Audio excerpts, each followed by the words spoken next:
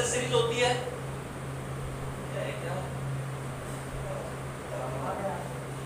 ये जो है ये आपका सोलेनॉइड स्विच होता है, जो आपकी घरेलू वायरिंग होती है उसको शॉर्ट सर्किट से बचाने के लिए इसका प्रयोग किया जाता है। ये आपका सोलेनॉइड स्विच होता है। ये जो स्विच होता है ये आपका टू वे स्विच होता है, सॉरी वन वे स्विच है, और ये आपका टू वे स्विच है। तो टू वे स्विच में 3 पॉइंट होते हैं और वन वे के अंदर 2। ये जो है ये आपका इंटरमीडिएट स्विच होता है, जो एक लैंप को 3 या 3 से अधिक जगह से ऑन ऑफ करने के लिए प्रयोग किया जाता है। ये जो स्विच होता है ये आपका पुश बटन होता है। ये जो है ये आपका कहते हैं इसे DPIC, double pole iron plate switch. तो इसमें 2 तार होते हैं, यानी फेज और न्यूट्रल दोनों को एक साथ ऑन ऑफ करने के लिए DPIC का प्रयोग किया जाता है। और इसी का एक भाईबंद होता है TPIC, यानी 3 फेज, ये 3 फेज के लिए मेन स्विच का प्रयोग करते हैं। तो तीनों फेजों को एक साथ ऑन ऑफ करते हैं इस स्विच के द्वारा। तो इसे कहते हैं TPIC, यानी triple pole iron plate switch.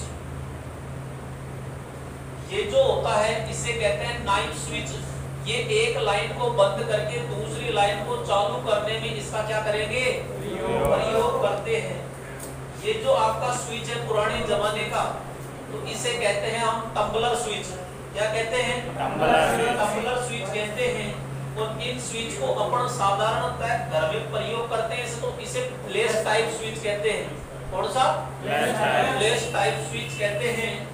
यहाँ पे ये स्विच आपने देखा होगा किसान टॉर्च के अंदर, तो इसे टॉगल स्विच कहते हैं। क्या कहेंगे, टॉगल स्विच कहते हैं। और ये जो स्विच होता है ये आपका रोटरी स्विच होता है, जो फर्राटा पंखा है, कूलर है, मिक्सी है, तो वहां पे इसका प्रयोग किया जाता है।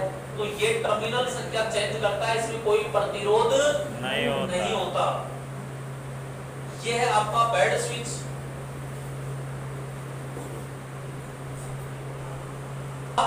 बेड स्विच जिसे आप चटकनी कहते हो, ठीक है, तो ये आप चटकनी है, इसे बेड स्विच अपन कहते हैं।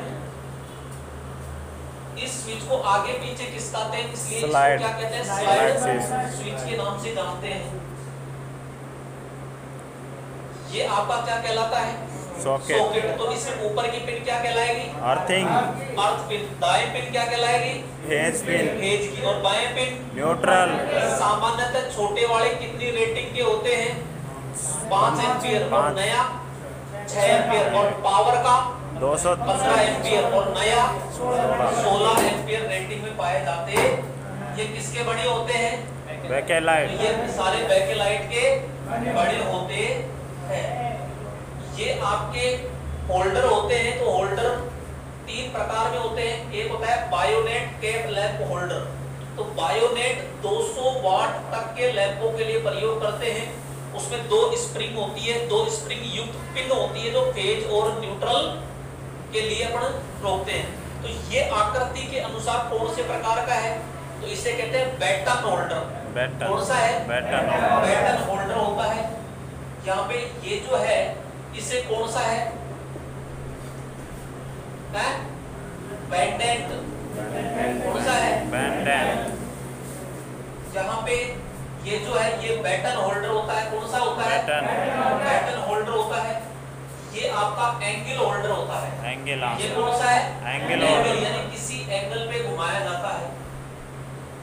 ये जो होता है इसे ब्रैकेट होल्डर कहते हैं। क्या कहते हैं, ब्रैकेट होल्डर कहते हैं। जैसे ये है, ये भी आपका कौन सा कहलाएगा, ब्रैकेट होल्डर। ब्रैकेट होल्डर कहलाता है। यहाँ पे ये है जिसमें चूड़ियां बड़ी होती है, तो ये आपके एडिशन स्क्रू होता है। तो 200 वाट से अधिक और 300 वाट तक लैंपों के लिए प्रयोग किया जाता है। ये जो मेन पॉइंट होता है ये फेज का होता है, और न्यूट्रल प्राप्त किया जाता है यहाँ से। और काला काला इसका नाम, ये काला काला जो होता है ये आपका बिट्यूमिनी पदार्थ होता है। तो ये भी आपका होता है। और एक होता है गोलियत एडिशन स्क्रू, तो उसमें केवल बाहर का जो आवरण होता है वो चीनी मिट्टी का बना होता है, तो 300 वाट से अधिक के लिए अपन प्रयोग करते हैं। यहाँ पे ये जो भाग है ये आप सब जानते हो, इसे कहते हैं स्लिंग रोल। इसमें एक भाग ये ऊपर का है और एक अंदर आता है। तो यहाँ से वायर डाल करके और दो अलग अलग भाग होते हैं, वहां पे अपन जॉइंट करके सप्लाई ले सकते हैं। एक ये भाग है जिसे अपन एडॉप्टर कहते हैं। एडॉप्टर नहीं लिखा है, चलो आप समझा दिया।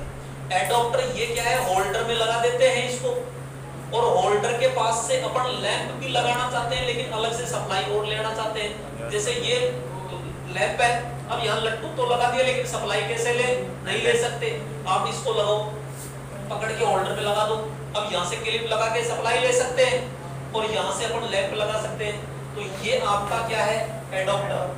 एक और आता है ये, तो ये सॉकेट एडॉप्टर है, यानी ये सॉकेट में लगा दो और वहीं आप लैंप लगा सकते हो और आराम से ये पिन भी लगा सकते हो।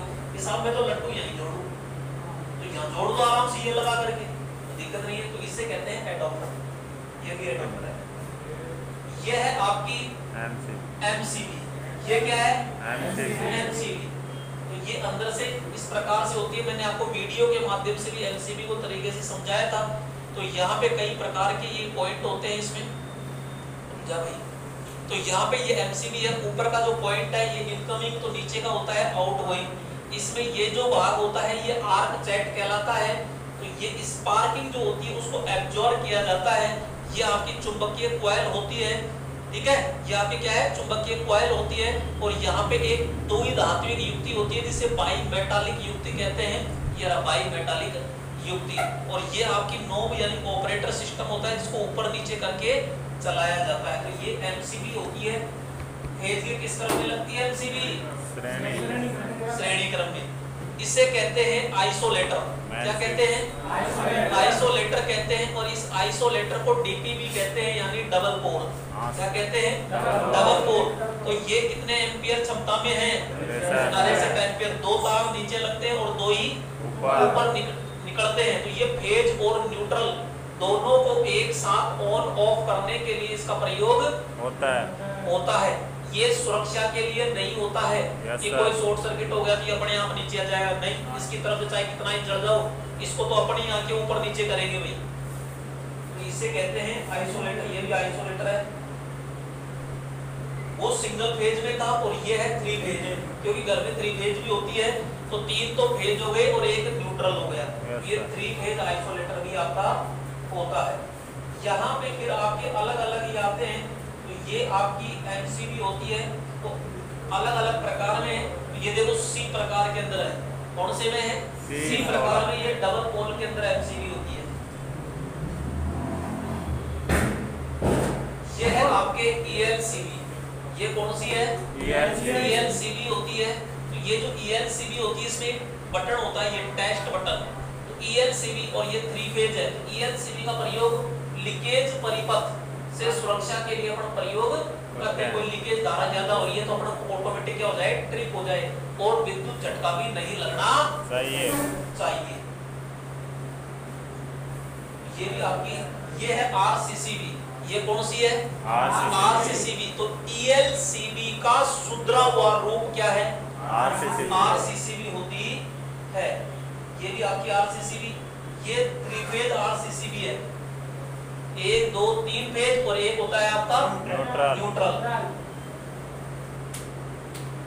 ये है आपकी एसीबी, एयर सर्किट ब्रेकर। तो 160 एम्पियर तक होता है। ये आपका एसीबी, ये भी एयर सर्किट ब्रेकर होता है। ये देखो, ये है आपके ऑयल सर्किट ब्रेकर। कभी पावर हाउस जाने का मौका मिल जाए तो ये बड़े बड़े सिलेंडर देख लेना, इनके ऊपर ये सीटी पीटी लगी रहती है। ये तो यहाँ पे ये जो सिलेंडर है ये आपके ऑयल सर्किट ब्रेकर होते हैं। क्या होते हैं ये, ऑयल सर्किट ब्रेकर होते हैं, जो इस तरह से ये बनाए जाते हैं।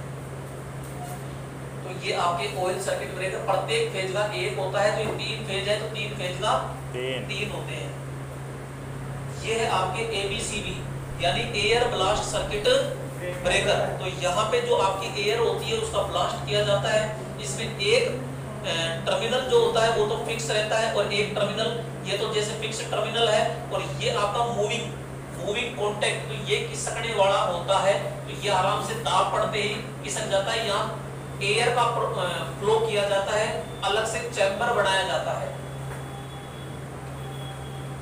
इस प्रकार से ये बड़े बड़े ये होते हैं, तो ABCD प्रकार के होते हैं। ये भी आपकी ABCD है। ये देखो, ये है आपके SF6। ये कौन सा है? Sulphur hexa fluoride. Sulphur hexa fluoride circuit breaker होता है। तो यहाँ से ये गैस आती है और यहाँ पे जो जड़ती है, चिंगारी होती है, इसको बुझाने का कार्य करती है। सबसे अत्याधुनिक प्रकार का ये होता है। ये भी आपका SF6 है। ये है आपके निर्वात वैक्यूम सर्किट ब्रेकर। तो ये वैक्यूम सर्किट ब्रेकर यहाँ पे पूरा निर्वात रखा जाता है। तो ये निर्वात के माध्यम से इस आर को यानी चिंगारी को अपन क्या करते हैं? बुझाते हैं। ये आपका वैक्यूम सर्किट ब्रेकर, ये भी वैक्यूम है। ये आपका वैक्यूम। फिर आते हैं अपने ये विभिन्न प्रकार के फ्यूज। तो यहाँ पे अपन देखते हैं, ये तो सब जानते हो। तो ये तो है आपके किटकैट फ्यूज। ये जो है ये आपके कार्टेज फ्यूज है। ये कौन से? कार्टेज। और ये जो है ये आपके HRC फ्यूज होते हैं। ये भी कार्टेज है, ये कार्टेज, ये कार्टेज, ये भी कार्टेज है, ठीक है। और ये आपके अलग आते हैं, ये कैपेसिटर आ गए। ये आपका कौन सा है? KitKat. HRC sorry KitKat fuse है। तो इनकी क्षमता कितनी होती है? 5 एम्पियर से 3000 एम्पियर तक होती है। तो यहाँ पे ये चीनी मिट्टी के बने होते हैं। ये भाग आपका स्थायी रहता है और इसके ऊपर ये लगाते हैं।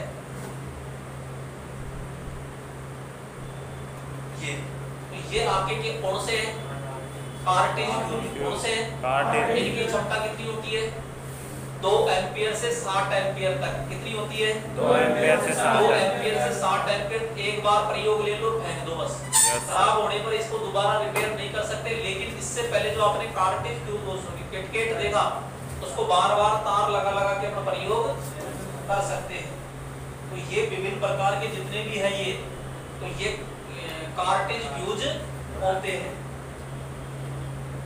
तो ये जो फ्यूज है आपका, ये आपका HRC फ्यूज होता है। कौन सा फ्यूज होता है? HRC। ये देखो, ये सारे के सारे जितने भी है, तो ये HRC फ्यूज अपन प्रयोग करते हैं। यहाँ पे आपकी रिले आती है। तो मेरे दोस्तों, ये जो रिले है इसको कहते हैं महो रिले। कौन सी रिले होती है? ये महो रिले होती है। ये जो रिले होती है ये आपकी गोपोल्ड रिले होती है। ये कौन सी रिले होती है? गोपोल्ड रिले होती है। ये भी आपकी गोपोल्ड है। यहाँ पे ये जो है ये आपकी लैचिंग रिले होती है। कौन सी रिले होती है? लैचिंग रिले होती है। ये भी आपकी लैचिंग रिले है। ये आपकी MCB आ गई। यहाँ पे ये जो रिले होती है ये आपकी इम्पीडेंस रिले होती है। कौन सी रिले है? इम्पीडेंस रिले होती है। ये ओवरलोड रिले होती है। कौन सी? ओवरलोड रिले अपन प्रयोग करते हैं। ये लैचिंग रिले। ये भी ये है आपकी मैग्नेट रिले यानी चुंबकीय रिले। कौन सी रिले है? चुंबकीय रिले। तो ये विद्युत चुंबक अपन प्रयोग करते हैं और यहाँ से इन दोनों परिपथों को जोड़ने के लिए इसका प्रयोग किया जाता है। तो ये इस प्रकार से अपनी रिले प्रयोग की जाती है। ये भी आपकी कौन सी है? चुंबकीय रिले होती है। ये भी चुंबकीय रिले। ये भी आपकी चुंबकीय रिले। ये है ओवरलोड। कौन सी रिले है? ये ओवरलोड। तो यहाँ से लोड को इस जगह से अपन क्या कर सकते हैं? सेट कर सकते हैं। भाई 3 एम्पियर 5 एम्पियर जो भी कितना भी लोड है तो उसको यूज कर सकते हैं। ये आपके मोटर के स्टार्टर के अंदर भी अपन प्रयोग करते हैं ओवरलोड के लिए।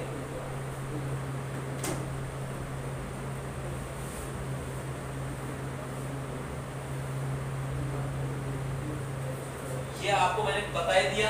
अर्थिंग, तो पाइप अर्थिंग है। प्लेट को इस तरह खड़ी लगाते हैं।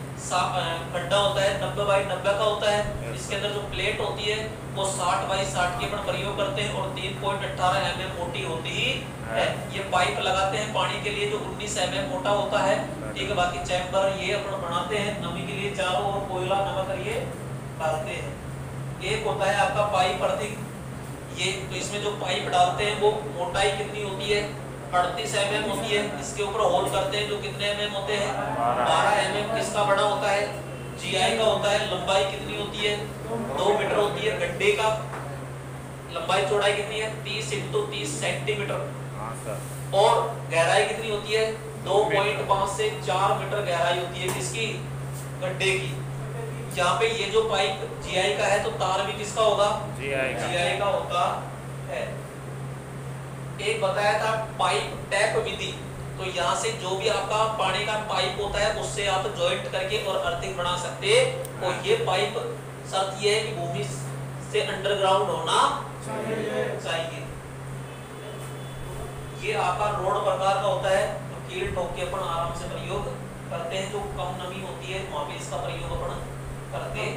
तो ये सारे के सारा था। तो परिपथ मैंने पूरा बता दिया, अर्थिंग पूरा बता दिया और आपको वायरिंग पूरा सिस्टम बता दिया।